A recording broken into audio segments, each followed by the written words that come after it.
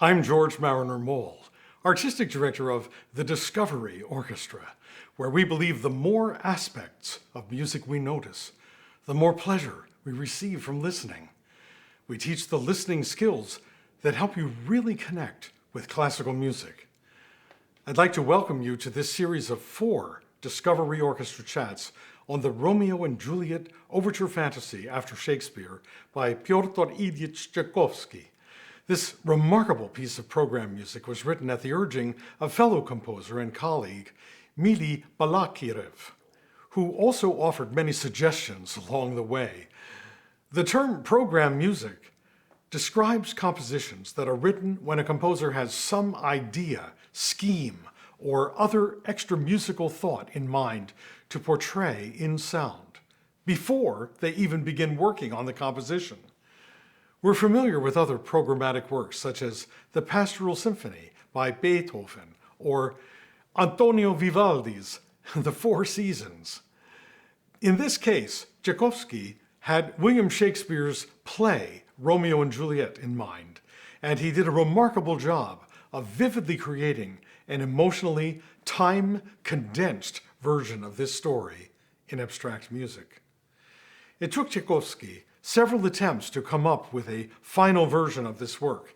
He began writing the first version in 1869, which had its premiere in 1870. He subsequently made a revision that was premiered in 1872. In 1880, a decade after the initial performance of the first version, he came up with the final version. And this third attempt did not actually get performed in public until 1886, but it was well worth the wait.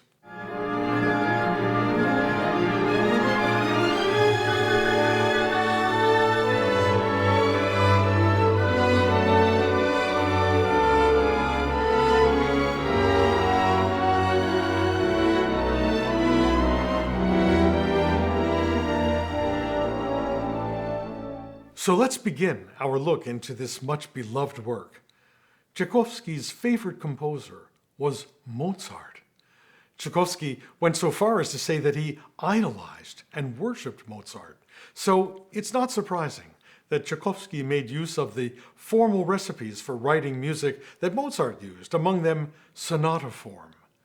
I've spoken about this in other chats, but to quickly review, in this recipe for creating a movement of music, there are 3 large sections: the exposition, the development, and the recapitulation.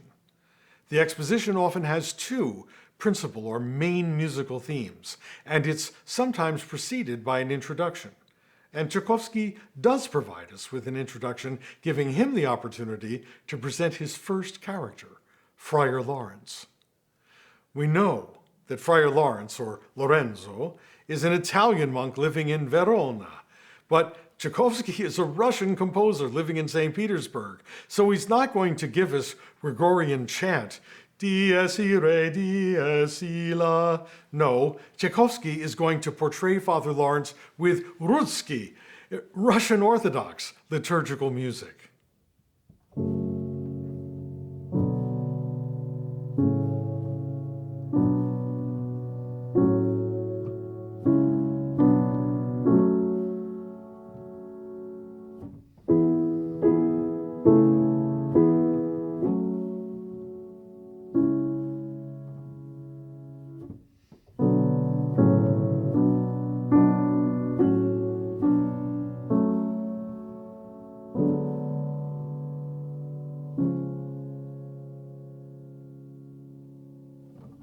Listen to the orchestra at number 1 in the listening guide on screen as Tchaikovsky's overture unfolds.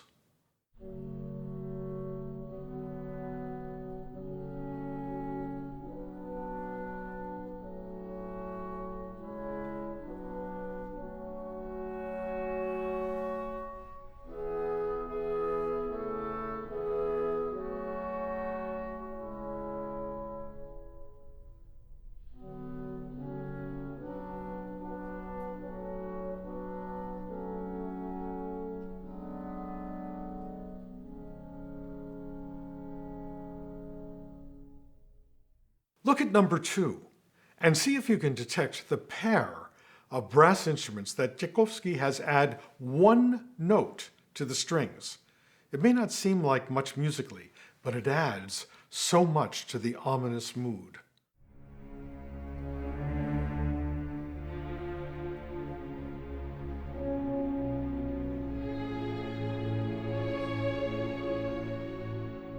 Could you tell it was the timbre or sound of the French horns playing their one note before the violins entered? Tchaikovsky will now repeat this idea at a higher pitch level, but have the violins start the idea instead of the contrabasses. Listen to the entire passage at number 2.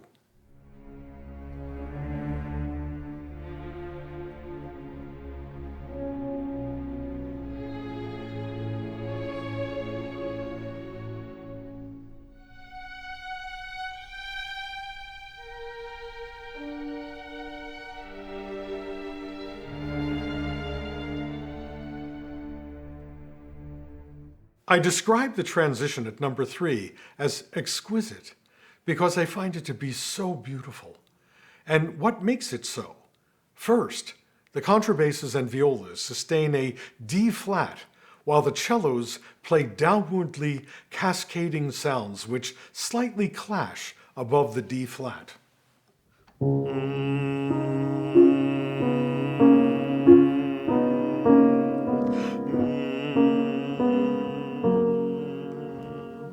And the woodwinds play what we call suspensions and resolutions.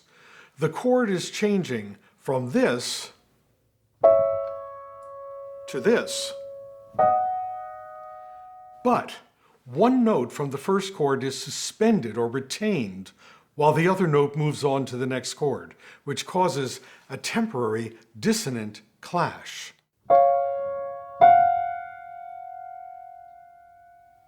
Then creating resolution by having the suspended note move to the second chord. Listen to the entire passage at number 3 and count how many times the harp plays its ascending 7 chords.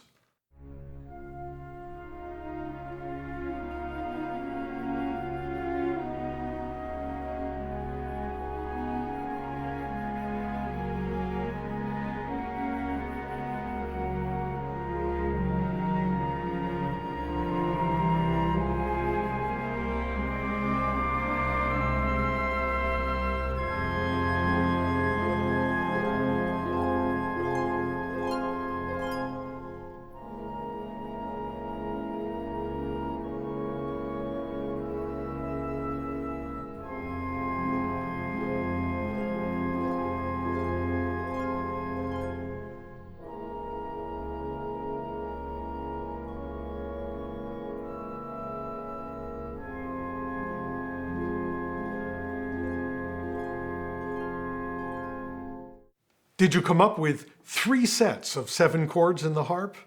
Good. I'm one of those musicians who, unlike many of my colleagues, has done very little composing.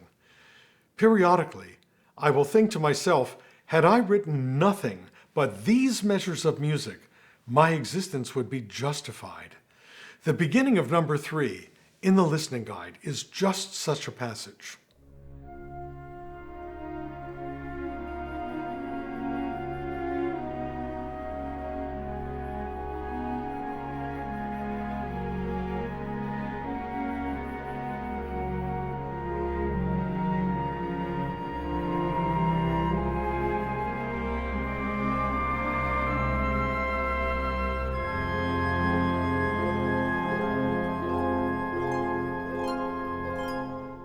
Fill in the blank at number 4 in the guide.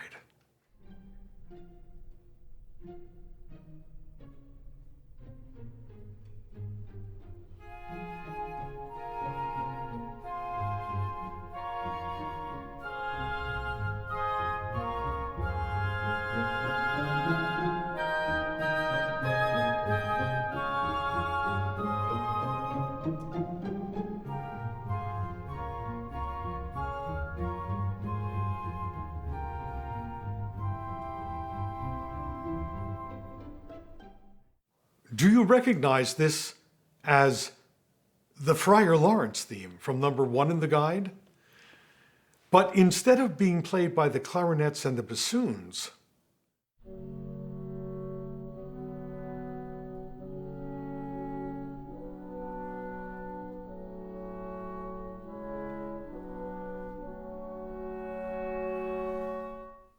it's now being played in a different key, in a higher range, at a slightly faster tempo by clarinets, oboes, and flutes. But it is the same music.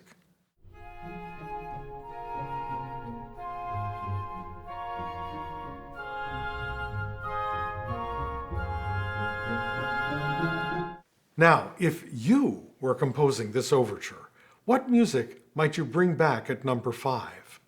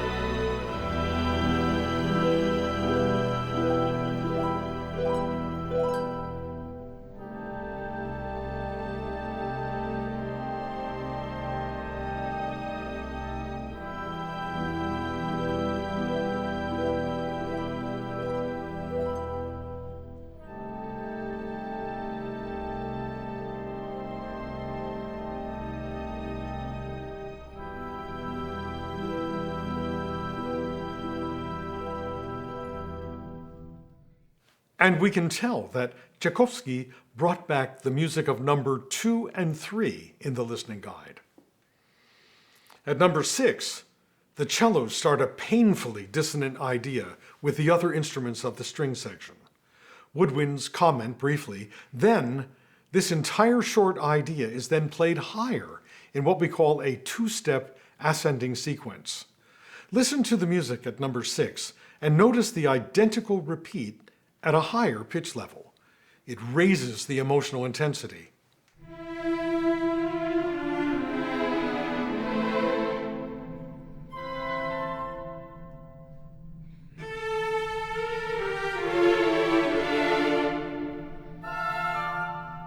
There's another instrument that is playing softly in the background at number 6. Can you identify it?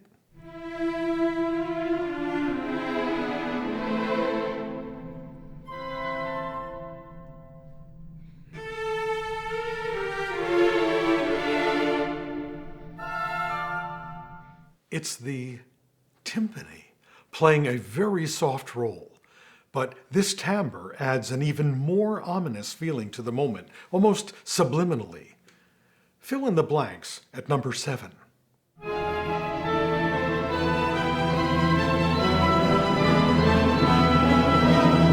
The Friar Lawrence theme is now louder and faster than it's ever been before up to this point in the music. Following the listening guide, let's listen now from number 1 to number 10, the entire introduction, which will take us to the very doorstep of Tchaikovsky's exposition.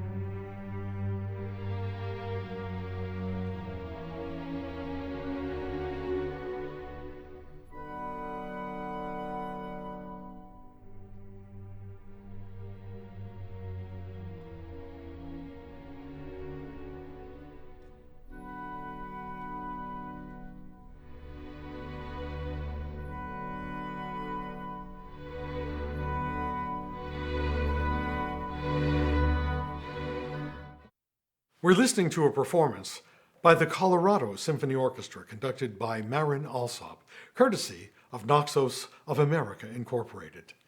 In the next chat, we'll examine the exposition and development sections, which feature one of Tchaikovsky's most famous melodies. See you then.